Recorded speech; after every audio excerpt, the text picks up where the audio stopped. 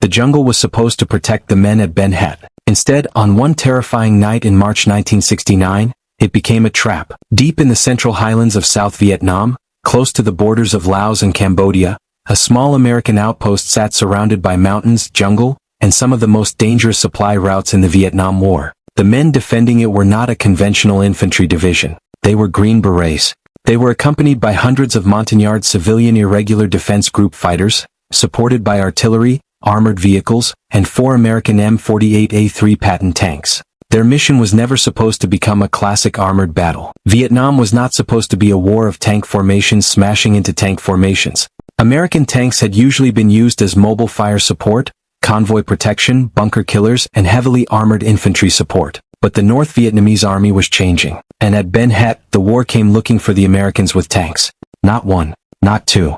Approximately 10 PT-76 amphibious light tanks were involved in the assault, supported by armored personnel carriers and infantry. The defenders were about to discover that the jungle could hide an armored force until the last possible moment. And when the first tank appeared in the darkness, the battle changed instantly. This is the story of Ben Het. The story of Green Berets fighting to keep an isolated special forces camp alive. The story of North Vietnamese PT-76 tanks moving through the darkness toward an American position. And the story of 4 M48 Pattons that suddenly found themselves fighting one of the only American tank versus North Vietnamese tank engagements of the entire Vietnam War. The battle would last only hours, but its significance would last far longer, because at Ben Het, American armor finally met North Vietnamese armor head-on, and the M48 Patton hit back. By early 1969, the Vietnam War had already become one of the most complicated conflicts in American military history. There was no simple front line. There was no single battlefield stretching from one side of the country to the other.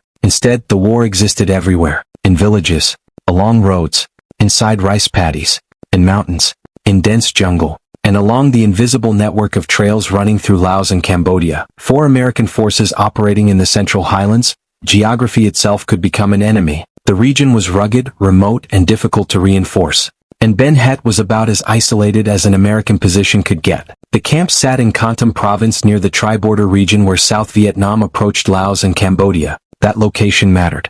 The area was connected to routes feeding men and supplies southward along the Ho Chi Minh Trail. For the North Vietnamese, the region was strategically important. For the Americans and their South Vietnamese allies, it was equally important to monitor and disrupt enemy movement. Ben Het therefore became more than a small outpost. It was a listening post, an artillery position, a base for reconnaissance, and a barrier standing in the way of North Vietnamese movement through the Central Highlands.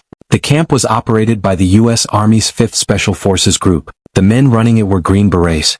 There were only about a dozen American Special Forces personnel at the camp, but they were not alone. Hundreds of Montagnard fighters served with the Civilian Irregular Defense Group, or CIDG. These indigenous troops had become an important part of the American Special Forces system in Vietnam. They knew the terrain. They understood the local environment. And they were often responsible for defending isolated camps that conventional American formations could not easily reach. But Ben Het had another advantage: firepower. The camp had powerful artillery support, and crucially it had tanks. 4 M48A3 Pattons belonging to Company B, 1st Battalion, 69th Armor Regiment. The M48 was not a small vehicle. It was a main battle tank designed for a very different kind of war. It weighed roughly 40 tons. It carried a 90mm main gun. It had thick armor, and it was designed to bring protected firepower directly onto the battlefield. The M48 had been developed during the Cold War, when American planners were thinking about armored warfare against heavily equipped Soviet forces. Its natural environment was supposed to be Europe: open ground, tank formations, long-range engagements, massed armored warfare. Vietnam was different. The jungle did not care about American tank doctrine. Trees restricted movement. Mud swallowed vehicles. Bridges could not always carry their weight. Roads were narrow. Enemy forces could attack from almost any direction. And most importantly, the war usually did not present American tank crews with enemy tanks. That meant the M48 often became something else: a mobile fortress, a giant gun platform, a heavily armored shield for infantry. Its 90mm cannon could fire high-explosive ammunition against fortified positions. Canister ammunition could be devastating against massed infantry. And the tank's armor gave its crew protection that ordinary infantrymen simply did not have. By 1969, more than 600 minutes and 48 seconds had been deployed to Vietnam. But tank versus tank combat remained extremely rare. That made Ben Het extraordinary. because the Americans were about to face a tank designed in a completely different military tradition. The PT-76, a Soviet-designed amphibious light tank, and it was coming through the jungle. The PT-76 was dramatically different from the American M48. It was lighter. It was designed to cross rivers and water obstacles. It carried a 76mm gun. Its armor was comparatively thin. It was never intended to trade punches with a heavily armored main battle tank in a conventional duel. But that did not mean the PT-76 was harmless.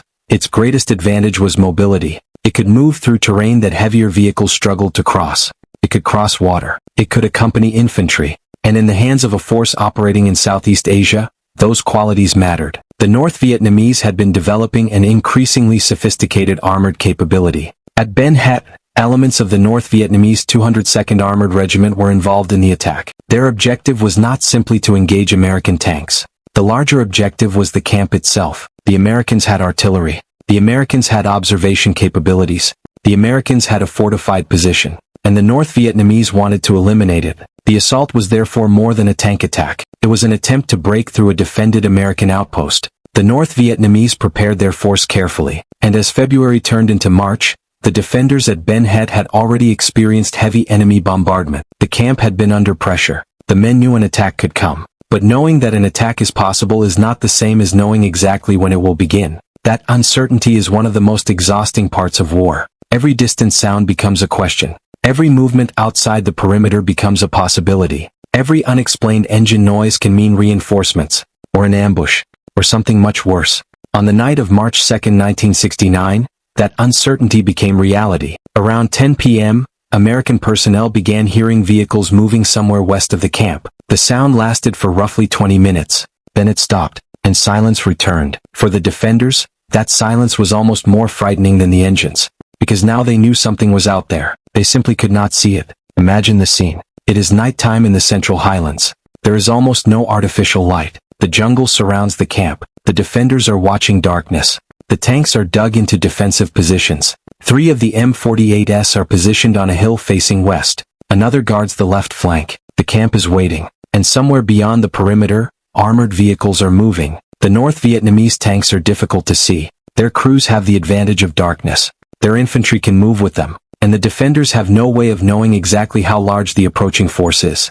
The first major attack begins with artillery and mortar fire. The camp is hit by a massive bombardment. Historical accounts describe hundreds of rounds being fired into the position. The purpose is obvious. Disorient the defenders. Suppress the defensive positions. Destroy communications. Create confusion. Then send the armor forward. For the Green Berets and CIDG fighters inside the camp, the bombardment is terrifying. They cannot simply stand up and look for the enemy. The incoming fire is coming from outside their perimeter. The enemy is hidden. The camp shakes. Dust and smoke fill the air. Explosions flash through the darkness.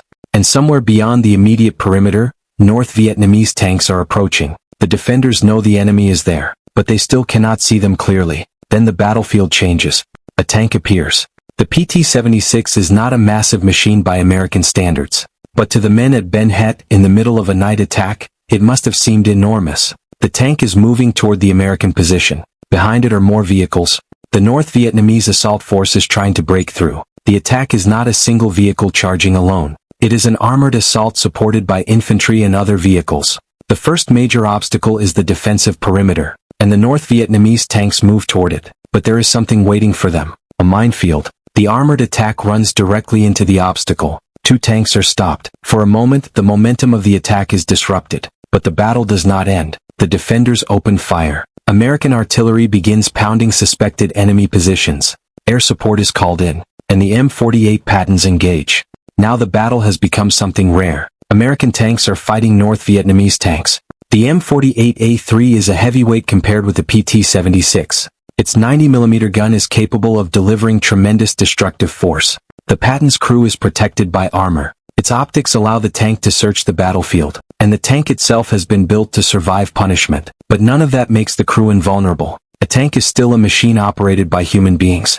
A single accurate enemy shell can turn a steel vehicle into a deadly trap. The North Vietnamese crews know this. The American crews know this. And suddenly the darkness is filled with the flash of tank guns. The M48 fires. The sound is enormous. A cannon blast tears through the night. The shockwave rolls across the camp. The Patton's gunner searches for another target. The loader works inside the turret. The commander watches.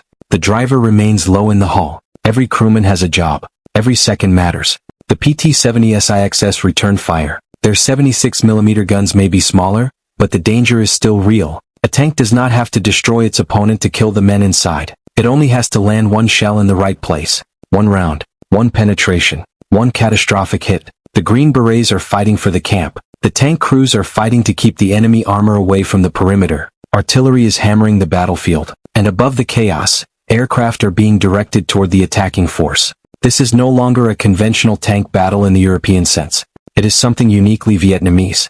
Armor, infantry, artillery, air power, fortifications, jungle, and darkness. Everything is happening at once. One of the most important advantages the Americans possess is not simply the M48. It is the combination of weapons. The Pattons are powerful, but they are not fighting alone. The defenders can call on artillery. They can use illumination. They can coordinate air support. And they are fighting from prepared positions. The North Vietnamese have the advantage of surprise and numbers. The Americans have the advantage of firepower and defensive preparation. The battle becomes a contest between those strengths. The North Vietnamese armor pushes forward. American tanks fire back. The minefield disrupts the attack, and the defenders refuse to collapse. Then comes one of the most violent moments of the engagement. A North Vietnamese round strikes an American M48. The tank is hit, but it does not simply disappear from the battlefield. The M48's armor absorbs the punishment. The vehicle itself is only lightly damaged, but the hit is still deadly. 2 American soldiers are killed. Others are wounded. The fact that the tank survives does not make the moment less horrific. Inside an armored vehicle, protection is measured in inches of steel. Outside it, the battlefield is completely exposed. The men fighting at Ben Het are discovering the brutal truth of armored warfare. A tank can survive. A crewman may not. The surviving tank crews continue. There is no time to stop. No safe place to pause. The North Vietnamese attack is still underway. The camp is still under threat. And the M48s keep firing. The PT-76 has a different problem. Its armor is relatively light. It was designed for mobility, amphibious operations, and support of infantry. Against an M48, it is badly outmatched in armor and gun power. But tanks are never simply machines. Their effectiveness depends on terrain, tactics, visibility, crew training, communications, and timing. A theoretically weaker tank can destroy a stronger tank if it gets the first effective shot. That is why the darkness is so important. The North Vietnamese crews do not need to defeat the M48s in a clean daylight duel. They need to penetrate the defensive position. They need to destroy the camp's artillery. They need to disrupt the defenders. And they need to keep moving. But the minefield and American firepower begin to break the assault. The North Vietnamese armor is exposed. The M48s have the advantage. And one by one, the attacking vehicles begin to fall back or become casualties. By the end of the engagement, 2 PT-76 tanks have been destroyed. A BTR-50 armored personnel carrier has also been destroyed. The attack has failed to overrun the camp. The Green Berets are still there. The artillery is still there. The American tanks are still there. And Ben Het has survived. But survival has come at a price. American soldiers have been killed and wounded. The camp has been battered. And the men inside it have witnessed something almost unprecedented. A North Vietnamese armored force has attacked an American position. And American tanks have fought it. The battle at Ben Het is sometimes remembered simply as an American tank victory. But that description misses what made the battle so important. The Americans did not destroy the entire North Vietnamese armored force. The engagement was not a massive armored clash. There were no hundreds of tanks fighting across open plains. There was no Kursk. There was no Fulda Gap. There was only a remote special forces camp in the Central Highlands. A handful of American tanks. A larger North Vietnamese armored force. And a few hours of chaos. Yet the battle mattered precisely because it was so unusual. The Vietnam War was dominated by infantry combat, ambushes, artillery, airstrikes, helicopters, patrols, and small unit operations. American tanks were often supporting infantry rather than hunting enemy armor. The M48 was therefore operating outside the environment for which it had originally been imagined. At Ben Het that changed. For one night, the jungle became a tank battlefield, and the M48 proved that heavy armor could still have a decisive role even in terrain that seemed completely hostile to tanks. The M48 Patton had entered American service during the Cold War. Its name came from General George S. Patton, Jr., one of America's most famous armored commanders. The tank was built around the concept of protected mobility. A tank could move toward the enemy while its armor protected its crew. Its gun could destroy enemy positions. And its presence could change the behavior of infantry on the ground. In Vietnam, that concept was adapted. American crews learned that the tank was not simply a tank. It was an armored artillery piece, a bunker destroyer, a convoy escort, a psychological weapon, a mobile shield, and sometimes, a last line of defense. The M48's thick armor made it especially valuable against small arms and many battlefield threats. Its 90mm gun gave infantry commanders something extremely powerful. If a bunker was holding up an advance, the tank could destroy it. If enemy infantry massed, the tank could fire canister. If a defensive position needed to be suppressed, the Patton could bring tremendous firepower to the fight. But Ben Het showed something else. The M48 could fight enemy armor too. The battle demonstrated the importance of combining armor with other forms of firepower. The Pattons were not isolated. They were part of a larger defensive system. The Green Berets provided command and control. The CIDG fighters defended the camp. Artillery could strike targets beyond the tank crew's immediate line of sight. Aircraft could be directed against enemy positions. And the tanks provided the hard, armored punch at the center of the defense. This combination stopped the assault. There is another reason Ben Het matters. It exposes the difference between technology on paper and technology in combat. The PT-76 was a lighter tank. The M48 was much heavier. The M48 carried the larger gun. It had considerably more armor. If you looked only at specifications, the matchup seemed one-sided. But war is never a spreadsheet. The North Vietnamese had surprise. They had darkness. They had numerical superiority in tanks. They had infantry support. They had artillery. And they were attacking a relatively isolated position. The Americans had 4 M48s. That is all. 4 tanks against a larger armored force. Yet the defensive position held. This was not simply because the M48 was better. It was because the M48 was part of a defensive network that exploited its strengths. The North Vietnamese tanks had to approach. The Americans were already dug in. The attackers had to cross obstacles. The defenders could concentrate fire. And once the PT-76 became visible, the heavier American guns could respond. The battle therefore became a lesson in combined arms.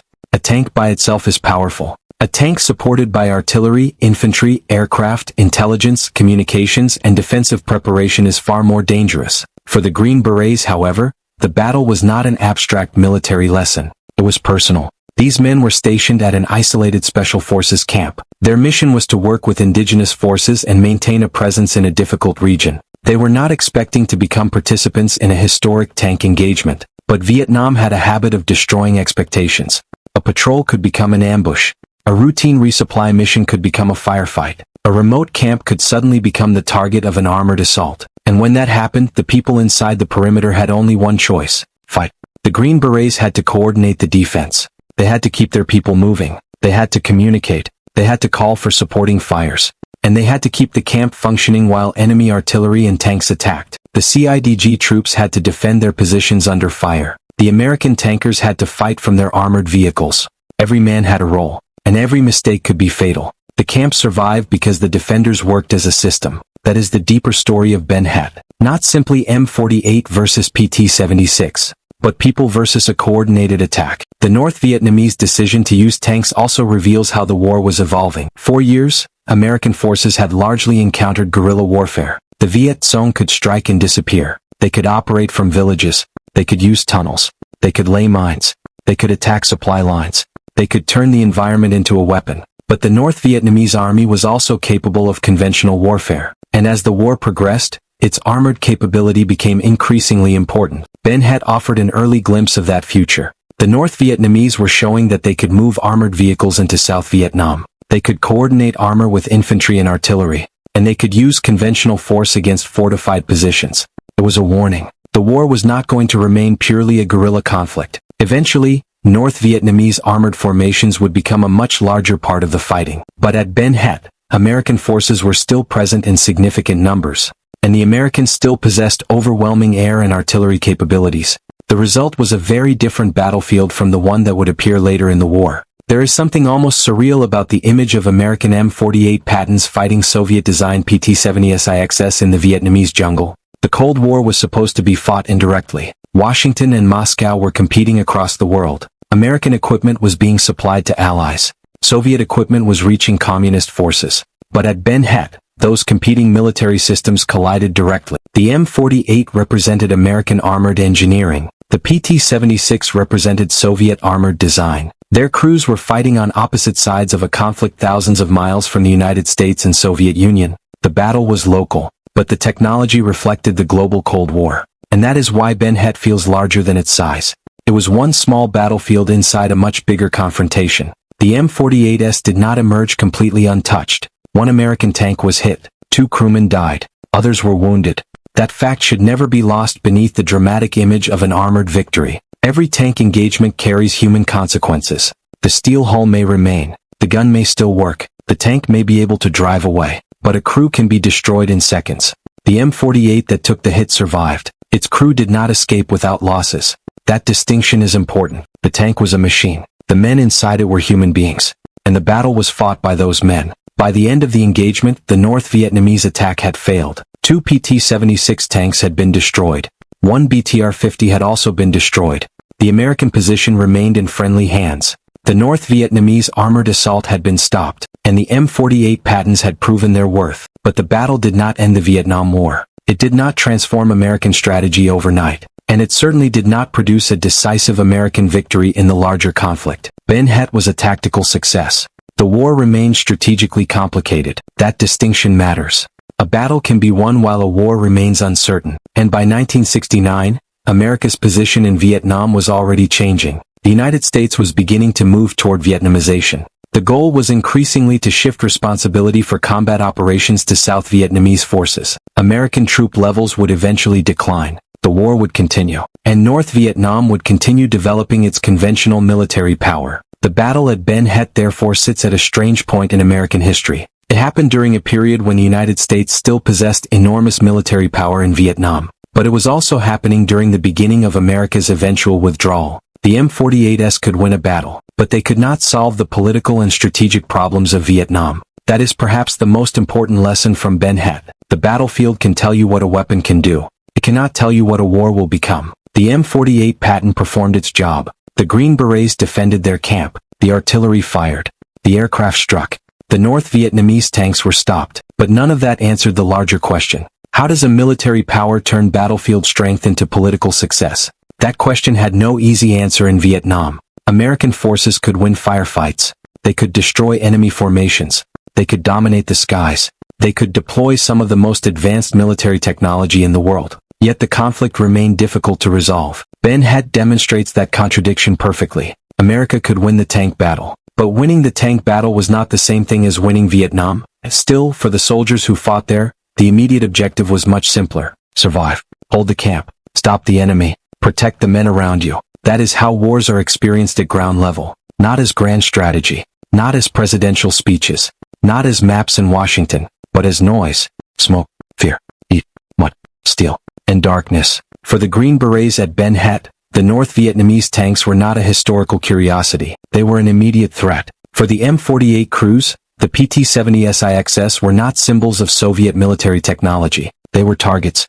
And for the men inside those machines, the difference between victory and death could be measured in seconds. The battle also helped establish the M48 Pattons' reputation in Vietnam. The tank would continue serving in the conflict. American armored units would operate across the country. They would move through jungle trails. They would support infantry. They would defend bases. They would protect convoys. They would destroy bunkers. And they would endure conditions that their designers had never intended. The Patton was built for a Cold War battlefield. Vietnam forced it to adapt, and the tank adapted surprisingly well. Its armor mattered. Its gun mattered. Its reliability mattered. But perhaps most importantly, its crews mattered. A tank is only as effective as the people operating it. The commander has to understand the battlefield. The gunner has to identify targets. The loader has to work rapidly. The driver has to maneuver the vehicle. And the entire crew must communicate. Under fire, those responsibilities become harder. At Ben Het, they had to perform them in darkness while enemy tanks were firing back. That is what makes the battle remarkable. There is another detail worth remembering. The M48s at Ben Het were not operating as a full tank battalion. They were a platoon. 4 tanks. That is a tiny force by armored warfare standards. 4 vehicles were suddenly responsible for helping defend a remote base against a larger armored assault. And yet they held. The terrain helped. The minefield helped. The artillery helped. The air support helped. The fortifications helped. But the tanks themselves were essential. Without them, the North Vietnamese armored force would have faced a very different defensive position. The Green Berets had courage. The CIDG troops had courage. But courage alone does not stop tanks. Firepower does. Armor does. Training does. Coordination does.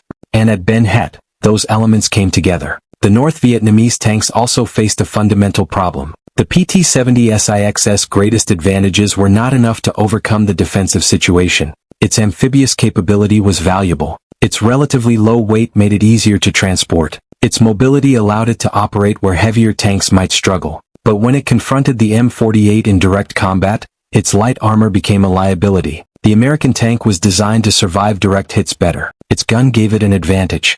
And the defenders had prepared firing positions. This is why the battle was not simply a story of American technological superiority. It was a story of matching the right equipment to the battlefield. The PT-76 could be effective in the right circumstances. The M48 could be effective in others. At Ben Het, the circumstances favored the Patton. As dawn approached, the battlefield began to reveal what the darkness had hidden. Destroyed armored vehicles, damaged equipment, cratered earth, smoke. The defenders could finally see the battlefield. The North Vietnamese attack had been repulsed. The camp remained in American hands.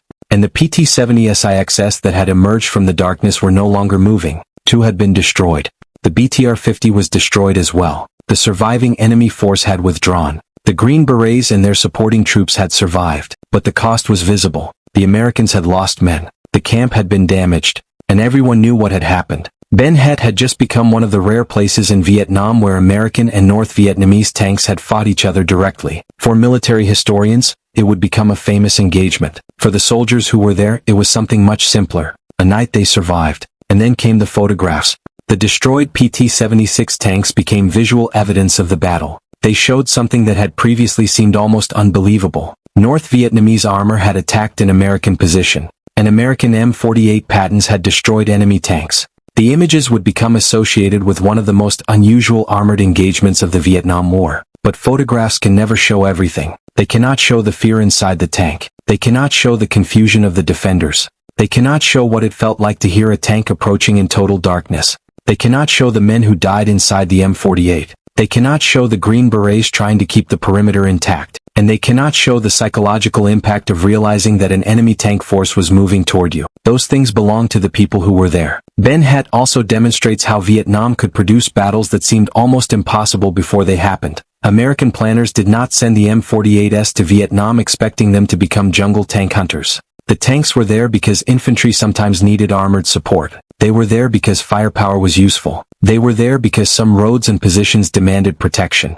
But war has a way of taking equipment and turning it into something else. At Ben Het, the Patton became a tank killer. At another location, it could become artillery. At another, a bunker-busting weapon. At another, a convoy escort. The battlefield determined the role, and the crews adapted. The battle also gives us a glimpse of the extraordinary range of military technology operating in Vietnam. American forces could call upon tanks, heavy artillery, aircraft, helicopters, reconnaissance, communications, and specialized forces. The North Vietnamese had their own combination: infantry, artillery, armored vehicles, engineers, and a sophisticated logistical network stretching through Southeast Asia. The war was therefore never simply American technology versus guerrillas. That description is far too simplistic. North Vietnam was capable of fielding conventional military equipment. The PT-76 at Ben Het were proof. And the armored attack showed that North Vietnamese forces could attempt complex operations far from the obvious front lines.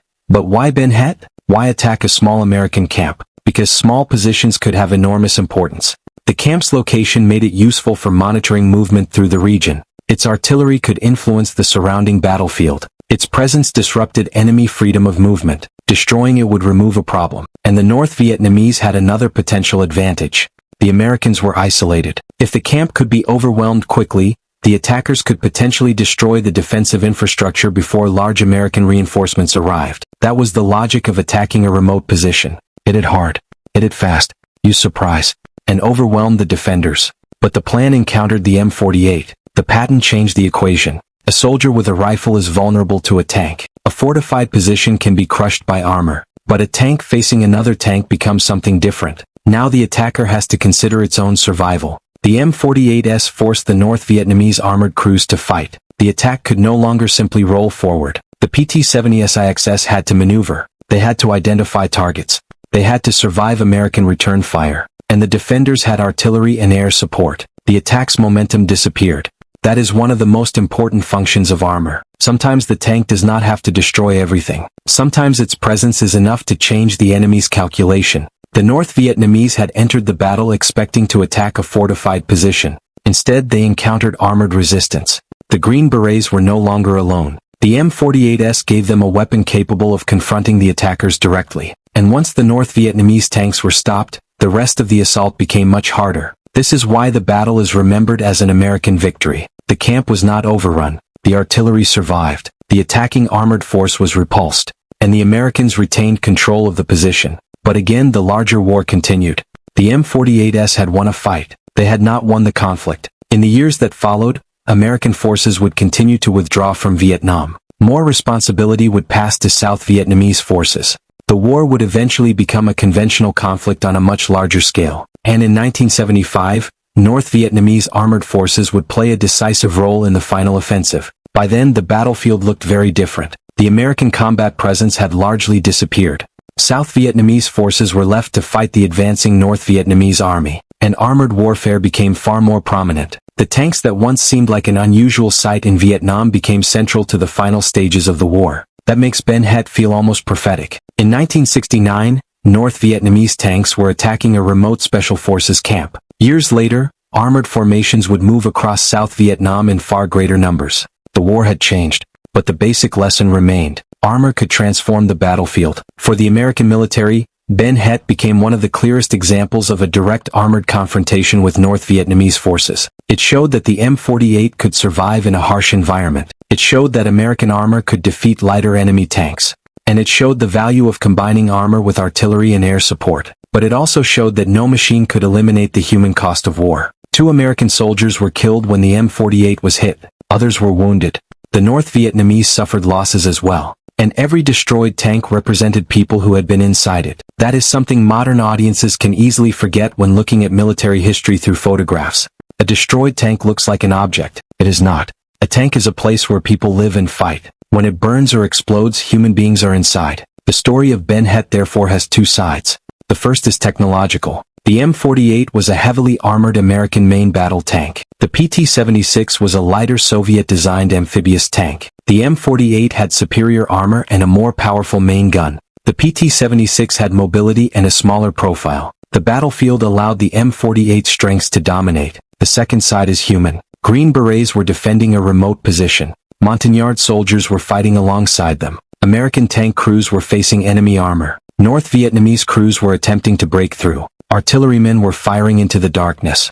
Aircraft crews were responding to calls for support. Everyone was operating under uncertainty. That human side is what made the battle real. And there is one final irony. The M48 Patton was designed for a war that America never fought. Its creators imagined huge armored formations clashing in Europe. Instead, the tank ended up fighting in Vietnam. It moved through jungle. It supported infantry. It protected bases. It fought bunkers.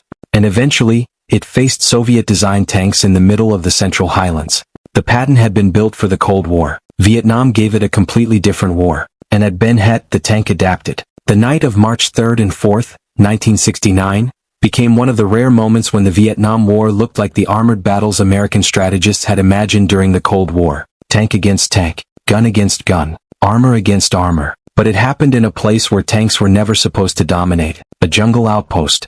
A remote camp. A battlefield where visibility was limited and every road could become a trap. The North Vietnamese came with PT-76. The Americans answered with M48 Pattons. And for a few violent hours the question was brutally simple. Who would still be standing when the sun came up? The answer was the Americans. 2 PT-76 were destroyed. A BTR-50 was destroyed. The North Vietnamese attack was stopped. The M48s had done what they were designed to do. But the victory was not clean. 1 American M48 was hit. 2 American soldiers were killed. Others were wounded. And the men at Ben Het carried the memory of that night long after the tanks stopped firing. Today, Ben Het can sound almost unbelievable. A dozen Green Berets, hundreds of local defenders, 4 M48 Pattons, approximately 10 North Vietnamese PT-76 tanks, a remote position near the borders of 3 countries, and a nighttime armored assault. It sounds like a scene from a war movie, but it happened. And unlike a movie, there was no soundtrack. There was only artillery, tank fire, machine guns, explosions, aircraft, and the screams of men caught in the middle. The real battle was not glamorous. It was confusing. It was frightening. And it was incredibly fast. The defenders did not know exactly what was coming. The attackers did not know exactly what they were facing. And everyone had to make decisions in seconds. The battle also challenges one of the most common images of Vietnam. When people imagine the Vietnam War, they often picture helicopters hovering over jungle, infantry moving through rice paddies, soldiers walking patrols, ambushes, booby traps, and dense vegetation. All of those images are real. But Vietnam was also a war of heavy artillery, armored vehicles, air power, logistics, engineering, and eventually large-scale conventional operations. Ben Het sits directly in that intersection. The Green Berets represent the unconventional side of the conflict. The M48s represent conventional American firepower. The PT-76 represent the growing conventional capability of North Vietnam. The battle brought all three worlds together, and that is why its importance extends beyond the size of the engagement. The Pattons' victory at Ben Het did not prove that American tanks were invincible. It proved something more useful. They could survive, they could fight, and they could protect the soldiers they were supporting. The M48 that was struck survived the battle. Its armor had done its job, but its crew paid a price. That is perhaps the most honest assessment of armored warfare. A tank's job is not necessarily to keep everyone inside alive. Its job is to increase the chances that they survive. Sometimes it works, sometimes it doesn't. At Ben Het, the armor made the difference between an isolated camp being overwhelmed and an attack being stopped. There is also a lesson about preparation. The defenders had tanks in prepared positions. They had defensive obstacles. They had artillery. They had communications. And they had men who knew they were responsible for holding the camp. The North Vietnamese had surprise. But surprise alone was not enough. The minefield slowed the armored attack. The M48s engaged the tanks. Artillery punished exposed targets. Air power added another layer. The defenders created a network in which every weapon supported another. That is combined arms warfare. And it is one of the reasons the attack failed. When the first PT-76 entered the battle, the North Vietnamese may have expected the American position to be vulnerable. Instead, they found a force prepared to fight. The Green Berets did not have to become tankers. They did what special forces were trained to do: coordinate, organize, direct supporting fire, work with local forces, and defend the position. The tankers did their job. They brought heavy firepower into the fight. The artillery crews did theirs. The air crews did theirs. The result was greater than the strength of any single unit. It was a system, and the system held. Ben Het was not the largest tank battle of Vietnam. It was not even close.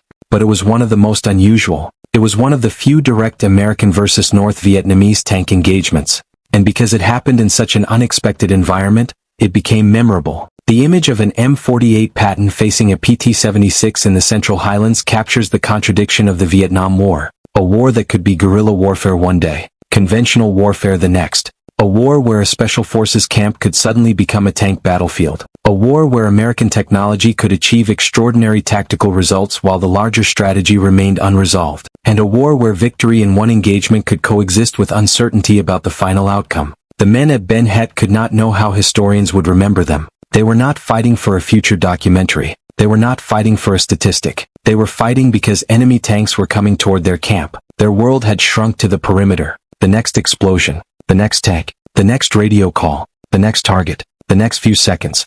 And when the battle finally ended, the immediate question was not whether history would call it a victory. The question was whether the wounded could be treated, whether the dead could be recovered, whether the damaged tanks could be repaired, and whether the camp could survive another attack. That was the reality of Ben Het. Years later, the battlefield would become a piece of military history. The PT-76 would become museum pieces and photographs. The M48 would become an iconic American tank. The battle would be remembered as a rare tank versus tank engagement in Vietnam. But the machines cannot tell the story themselves. Only the people can. And their story is not simply about tanks.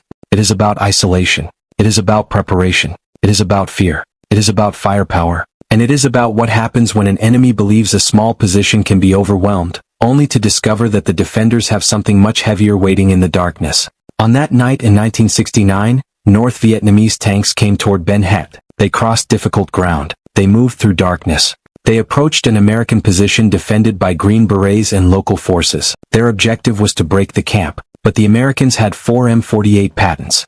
The tanks were waiting. The artillery was ready. The defenders held their positions. And when the PT-76 finally emerged, the Pattons opened fire. The jungle erupted. The darkness became daylight. Tank guns thundered. Artillery shook the ground. Aircraft attacked. The minefield disrupted the armored assault, and the North Vietnamese advance stalled. One M48 was hit. 2 Americans were killed, but the tank survived. 2 PT-76 were destroyed. A BTR-50 was destroyed, and the camp held. Ben Het did not change the outcome of the Vietnam War, but it did create a moment that perfectly captured the strange nature of the conflict. A war fought by Green Berets and conventional infantry. A war fought with helicopters and tanks. A war fought through jungle trails and fortified bases. A war shaped by guerrilla tactics and conventional armored formations. At Ben Het, all of those elements collided, and for one night, the M48 Patton became the answer to a question the Americans had rarely been forced to ask. What happens when North Vietnamese tanks come for an American base? At Ben Het, the answer was simple. America's tanks hit back, and they held the line. But perhaps the most powerful part of this story is what happened after the firing stopped. The battlefield became quiet again. The jungle returned. The smoke began to disappear. The destroyed vehicles remained where they had fallen. The camp was still there. The Green Berets were still there. And the surviving Pattons were still there. The war, however, was not over. That is the uncomfortable truth behind almost every battlefield victory. The enemy can retreat. A position can survive. A tank can destroy another tank, and yet the war can continue. At Ben Het, the Americans won the fight in front of them. But history was already moving in another direction. Vietnamization was beginning. American forces would eventually leave. North Vietnam would continue fighting. And several years later, North Vietnamese armored formations would roll across South Vietnam during the final offensive. The M48 Patton story in Vietnam would continue, but under different flags and different circumstances. The war would ultimately end in 1975. The United States would be gone, and the battlefield that had once seen American Pattons fighting North Vietnamese PT-76 would become part of the history of a war America could not win politically despite enormous tactical and technological power. That is why Ben Het deserves to be remembered. Not because it was America's greatest tank battle. It wasn't. Not because the M48 was some unstoppable machine. It wasn't. And not because one night decided the Vietnam War. It didn't. Ben Het matters because it captures the war in miniature. A tiny American force. A remote battlefield. An enemy with unexpected capabilities. A terrifying night attack. American armor arriving at exactly the moment it was needed. And ordinary soldiers forced to make extraordinary decisions. The Green Berets held. The Pattons fired. The North Vietnamese tanks attacked, and the battlefield answered with steel. In the history of American armor, the M48 Patton occupies a special place. It was born from the fear of a Cold War tank war. It crossed oceans. It entered a jungle war. It adapted to conditions no engineer at the drafting table could completely predict. And at Ben Het, it faced the enemy tank that had come to destroy the American position. The result was brutal and direct. The M48's armor and firepower helped stop the assault. The PT-76 could not break through, and the Green Berets survived, but the price was paid by men. That is the part of the story that should never disappear beneath the image of tanks. Because the Patton was made of steel. The battle was made of people. So when you see the famous images of destroyed PT-76 from Ben Het, remember what they represent. Not just a tank battle, not just an American victory, but a night when a remote camp in the Central Highlands became the center of an armored confrontation. Remember the Green Berets who stood inside the perimeter. Remember the Montagnard soldiers fighting beside them. Remember the American tank crews inside their M48s. Remember the North Vietnamese crews inside their PT-76. Remember the artillerymen. Remember the aircraft crews. And remember the men who did not make it through the night. Because that is the full story. The M48 Pattons did hit back. They did stop the armored assault. And they did help hold Ben Het. But behind every tank, every shell, and every photograph was a human being. And that is what makes Ben Het more than a tank battle. It makes it a story about survival. The Vietnam War produced countless battles. Some were enormous. Some involved thousands of soldiers. Some changed political decisions. Others disappeared into the jungle and were almost forgotten. Ben Het was relatively small, but its story refuses to disappear, because it answered a question that had rarely been tested in Vietnam. Could American armor stop North Vietnamese armor? At Ben Het the answer was yes. The Pattons were heavier. Their guns were more powerful. Their armor gave their crews a critical advantage. And when combined with mines, artillery, air power, and determined defenders, they stopped the attack. The North Vietnamese tanks withdrew. The camp remained. And the night ended with American control of Ben Het intact. But history is rarely about a single night. It is about what that night tells us. Ben Het tells us that the Vietnam War was never as simple as the images suggest. It tells us that North Vietnam could field armored forces. It tells us that American tanks could operate effectively in difficult terrain. It tells us that special forces could become the center of a conventional armored battle. And it tells us that even a tactical victory can exist inside a strategically uncertain war. The M48 Patton won its battle. The Green Berets held their position. But the larger conflict continued toward an ending that neither side could see that night. And that is where the story of Ben Het ends. Not with a parade. Not with a final victory speech. But with silence. The guns stop. The tanks stop firing. The enemy disappears into the darkness. The defenders look across the battered perimeter. And for the first time in hours, there is no incoming fire. The M48 Pattons are still there. The camp is still there. The American flag is still flying. Ben Het has survived. For the men inside the camp, that is enough. For military history, the battle becomes something else.